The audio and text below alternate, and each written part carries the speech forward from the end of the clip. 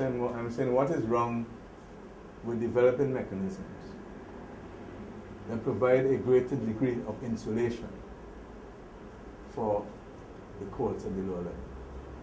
The fact that they are implemented or proposed at the higher level, at the appellate level, the Caribbean Court of Justice, tells you that the concern is there in relation to political interference, and they have done a lot to try and remove that insulation.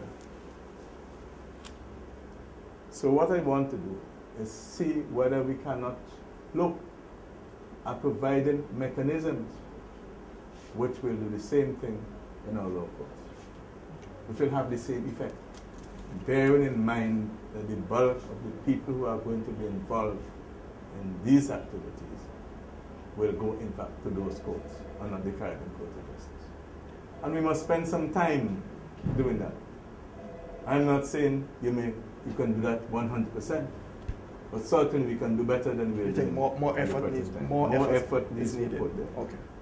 And you're determined. This is where the bulk of the people are. And you're determined to, as you said, to take it to your party's conference. I will carry it to the party's conference on the 20th of April. To get. And I'll say to them that we need to have more insulation for judges and magistrates in relation to political activity on the part of governments or whoever.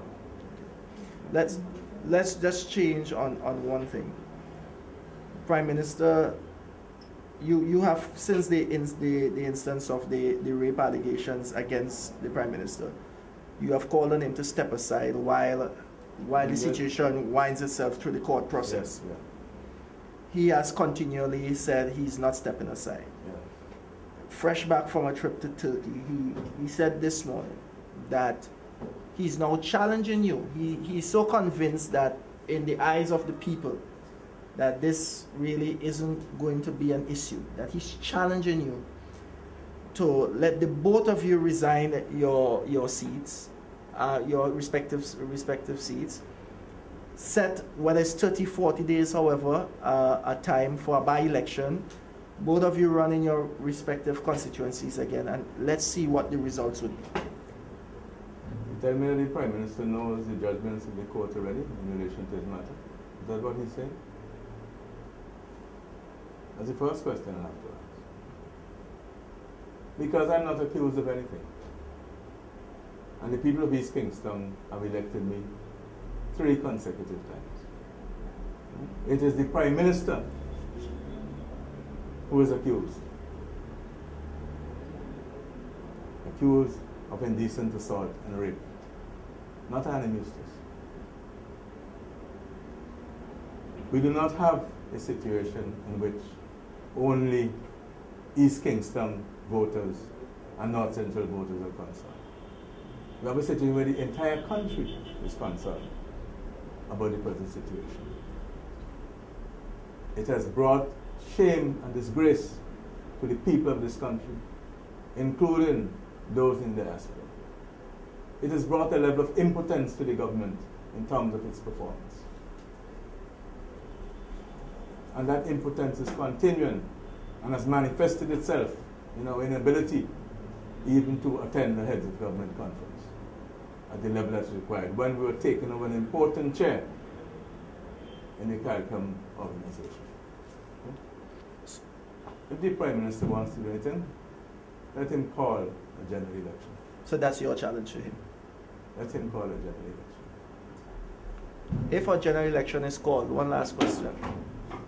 Are you confident that in the face of everything, what is happening, added to your party's policies and everything, you're confident that you would see a change in the electorate?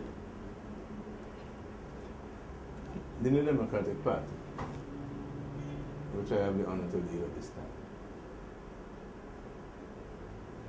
will be ready, and we are ready to take governance in this country.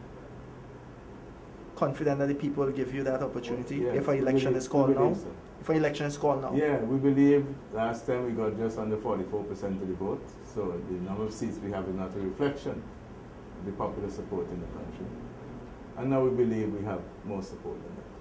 So let the Prime Minister call the election, the whole country, general election, not East Kingston and his constituency alone. Let him call a general election.